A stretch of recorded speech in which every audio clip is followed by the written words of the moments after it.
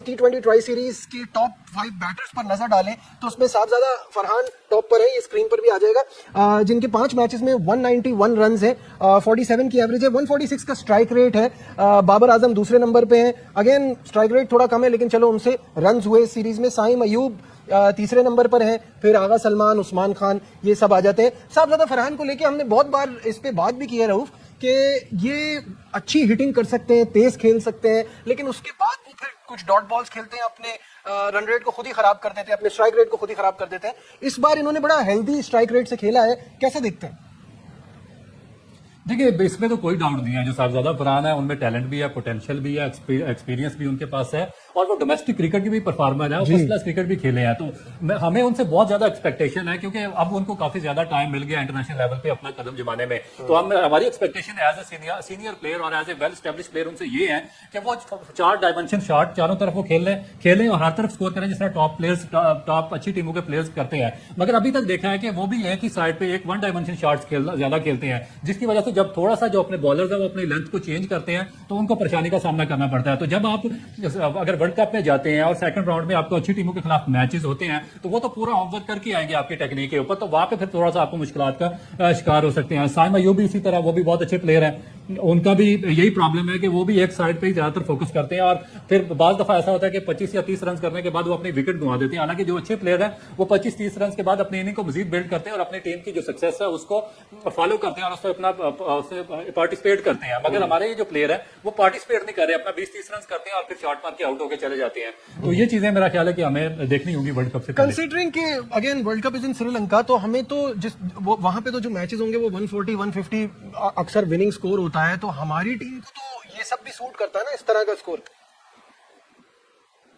जी exactly, और देखें कि उसमें क्योंकि स्पिनर्स को ज्यादा जो पिचें हैं वो सूट करती हैं, तो उसमें स्कोर भी इतना ज्यादा 140, 135, 140, तो ये मेरा ख्याल है कि पाकिस्तान के लिए, मैंने पहले भी आपको कहा कि पाकिस्तान को ये जो कंडीशन है श्रीलंका की वो सबसे ज्यादा सूट करती है। मगर उसमें फिर हमें एक और चीज देखनी पड़ेगी कि हमें जो अपनी जो टीम सिलेक्शन है या जो पिच को रीड करना, उसको उस प्रोसेस को बेहतर करना पड़ेगा, जिसकी वजह से हमें एशिया कप में सफर करना पड़ा था और इससे पहले चैंपियन ट्रॉफी में सफर करना पड़ा था। हमारे पास प्लेयर होते हैं मगर हम आइडियली जो पिच है उसके बिहेवियर के मुताबिक हम बाज दफा अपनी टीम सिलेक्शन नहीं करते, जिसका हमें बड़ा बुरा खमियाजा भुगतना पड़ता है। तो मेरा ख्याल है कि ये बड़ी मेजर चीज है जिसको हमें देखना पड़ेगा। बिल्कुल देखना पड़ेगा। अभी हमने बैटिंग पे बात की तो टॉप 5 बॉलर्स भी आपके सामने स्क्रीन पर आ जाएंगे, जिसमें नवाज सबसे टॉप। मोहम्मद नवाज ने 5 मैचेस में 10 विकेटें लिए, 5.6 की इकोनॉमी के साथ, 3 for 16 इनका बेस्ट बॉलिंग फिगर है। नवाज, मुझे लगता है कि अगर पाकिस्तान की प्लेइंग 11 लिखा जाए तो सबसे पहले इन्हीं का नाम आता है। दूसरे नंबर पर अबरार है, जिन्होंने 4 मैचेस में 6 विकेटें ली हैं। Usman Tariq, I am still surprise कि एक बंदा हैट्रिक करता है और उसको उसके बाद आप बिठा देते हैं, मजीद कॉन्फिडेंस देने की बजाय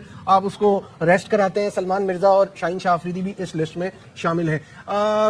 तो रऊफ, क्या समझते हैं आप, बॉलिंग का डिपार्टमेंट और स्पेशली स्पिन बॉलिंग तो काफी सेटल्ड है हमारी?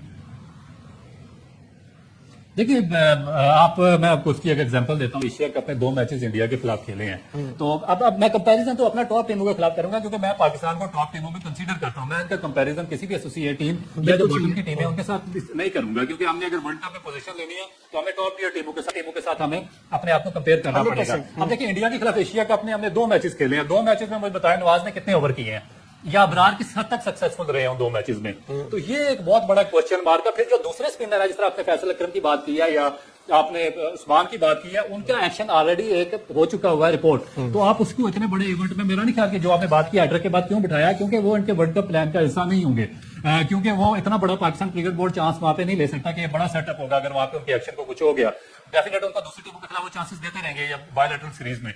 मुझे तो ऐसा लगता है वर्ल्ड कप में लेके तो जाएंगे। देखिए, अगर शादाब खान भी अभी तक इनकी लिस्ट में है, क्योंकि वो सेंट्रल कॉन्ट्रैक्ट की सी कैटेगरी में शामिल है, और जो आपको पता है जुलाई में सेंट्रल कॉन्ट्रैक्ट अनाउंस हुए थे, अभी दिसंबर आ गया, 6 महीने हो गए हैं, तो अभी तक उनकी फिटनेस बहाल नहीं हुई, मगर उसके बावजूद वो सेंट्रल कॉन्ट्रैक्ट के पूरे पैसे भी ले रहे हैं और सेंट्रल कॉन्ट्रैक्ट में भी शामिल है। कप्तान ने भी एक आफ्टर मैच ये कह दिया कि वो अगर आ जाते हैं तो बड़ी अच्छी बात है। आई मीन ऑलरेडी इतने स्पिनर्स हैं और ऊपर से फिर उनका ये स्टेटमेंट आना, तो जो बाकी इस वक्त खेल रहे हैं उनके लिए तो थोड़ा परेशानी की बात नहीं होगी कि हम परफॉर्मेंस दे रहे हैं और फिर भी ये बातें चल रही हैं। देखिए, डेफिनेट होती है, मोरल आपका डाउन होता है, मगर इशू वही है कि देखिए कि ये जो मोहम्मद नवाज है, ठीक है, इनकी श्रीलंका के खिलाफ, जिम्बाब्वे या एसोसिएट टीम के खिलाफ बहुत अच्छी परफॉर्मेंस रही है, मगर अब देखिए ये 3-4 वर्ल्ड कप खेल चुके हैं। ये जो इंडिया में वर्ल्ड कप हुआ था वहां पे इनसे कोटा मुकम्मल नहीं हुआ। जो हम अमेरिका में T20 वर्ल्ड कप खेले उसमें इनसे बॉलिंग नहीं हुई, चैंपियन ट्रॉफी में नहीं हुई, लास्ट एशिया कप में 2 इंडिया के खिलाफ मैचेस हुए उसमें इनसे बॉलिंग नहीं हुई। अबरार का भी यही है कि वो फिंगर बॉलर है, फिंगर बॉलर की बात दफा जब बॉल पड़ती है लाइन पे तो वो बहुत ज्यादा सक्सेसफुल होता है, किसी भी टीम को वो नॉकआउट कर सकता है। मगर जब उनका डे ना हो तो वहां अच्छी टीमों के खिलाफ तो फिर आप क्या करेंगे? तो इसमें हमें 1-2 रेगुलर स्पिनर और डोमेस्टिक में से निकाल के जो उनकी पूरी बॉलिंग की क्वालिटी मुकम्मल है, यहाँ पे मैं उसको समझा तो वो हमें साथ रखना जरूरी है।